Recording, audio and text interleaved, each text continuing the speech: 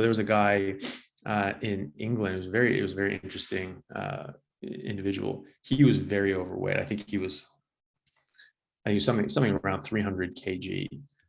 Very, very large guy. I mean, he was a ham sandwich away from being bedridden, and he just decided, he just sort of looked around and actually made a pretty clever, intuitive connection, which is he's a mammal, and there are a lot of mammals out there that hibernate for the winter, and they don't have problems. They don't die of malnutrition. They don't have lose out on vitamins and so forth.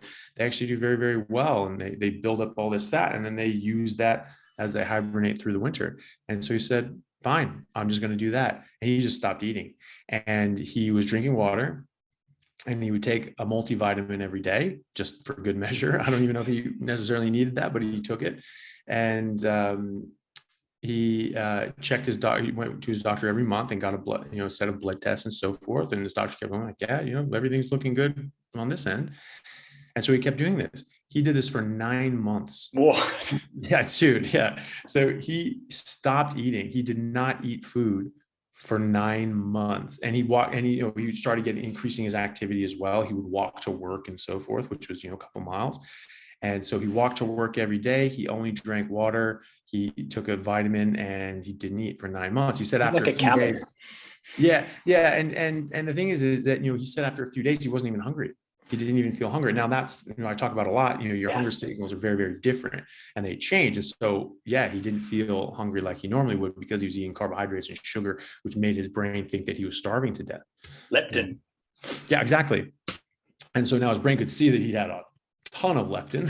So, 200 kilos. Yeah, exactly. An extra 200 kilos of leptin. And so he was fine. And so his brain wasn't sending out panic signals.